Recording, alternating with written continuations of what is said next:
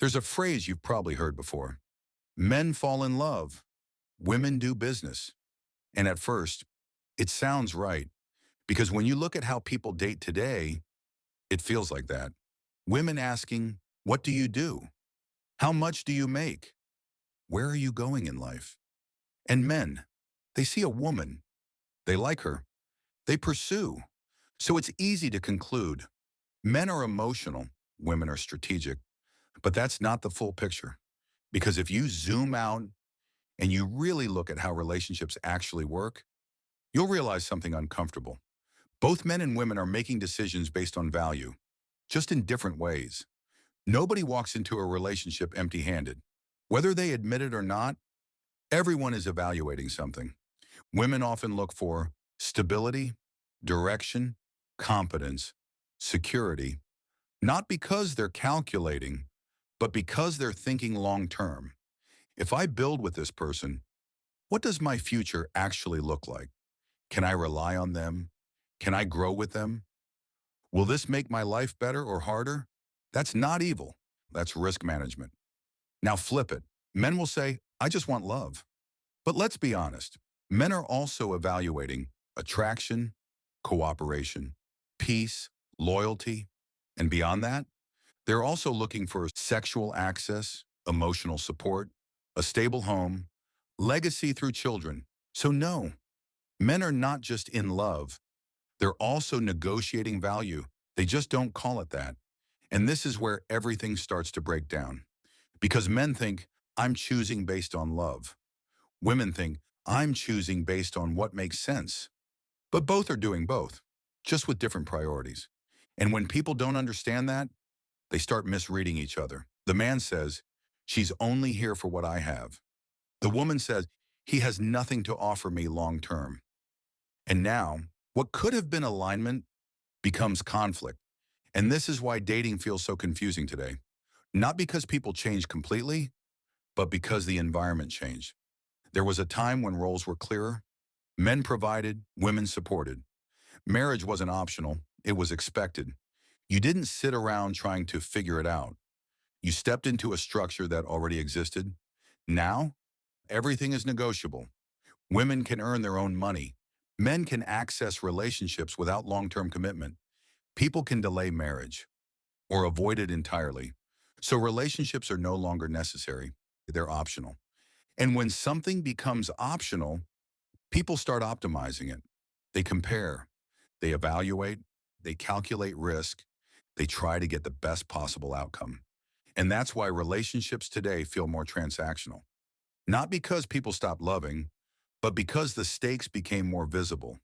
People are thinking, what do I gain? What do I lose?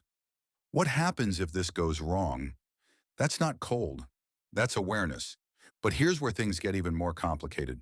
Because once you move from dating into marriage, everything we just talked about gets amplified because now it's not just, do I like you?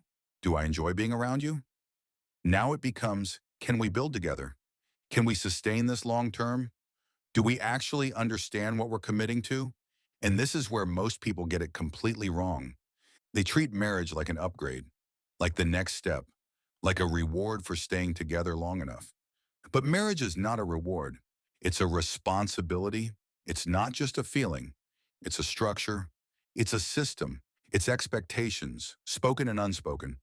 And if you don't understand that going in, you'll feel it later. Because there's a difference between being married and being successfully married. Getting married is easy. You meet someone, you connect, you commit, you sign papers. Now you're married. But staying married, building something that actually works, that's a completely different conversation. Because successful marriage is not built on love alone. Love might bring you together, but it's not what sustains you. What sustains you is structure, clarity, alignment, understanding who does what, understanding how decisions get made, understanding how you handle pressure, conflict, money, responsibility. Most people don't want to think about that. They want the feeling. They want the connection. They want the title, but they don't want the weight that comes with it. And that's why so many marriages struggle. Not because people didn't love each other, but because love alone couldn't carry what they were trying to build. One person is thinking, this is love. We'll figure it out. The other person is thinking, this is partnership. We need structure. And now you've got two people building two completely different relationships in the same marriage. That's where the tension comes from. That's where the arguments come from. That's where the disappointment comes from. Because nobody sat down and said, what is this actually supposed to be? And here's the uncomfortable truth. Every successful marriage you've ever seen has structure, whether it's traditional, whether it's modern, whether it's clearly defined, or just naturally understood. There is always alignment, expectation, responsibility. Without that, it turns into chaos, and chaos doesn't last. So when people say, I don't believe in marriage, a lot of times what they really mean is, I don't believe in the versions of marriage I've seen, because what they've seen is toxic dynamics, broken homes, people staying together for the wrong reasons, people hurting each other repeatedly, so they reject the entire concept. But the problem isn't marriage itself. The problem is people entering it without understanding it. They want the benefits, companionship, support, stability, family, security. But they don't want the structure that makes those things possible. And you can't separate the two. You can't have long-term stability without long-term commitment. You can't have peace without responsibility. You can't have alignment without clarity. That's the trade. And most people don't want to accept it. So they try to remix marriage. Make it whatever feels good in the moment. Avoid the hard conversations, ignore the uncomfortable truths, and hope it works. It doesn't. Because hope is not a strategy. Structure is. So the real question is not, do you want to get married? The real question is, do you understand what marriage actually requires? Because if you don't, it doesn't matter how much you love someone.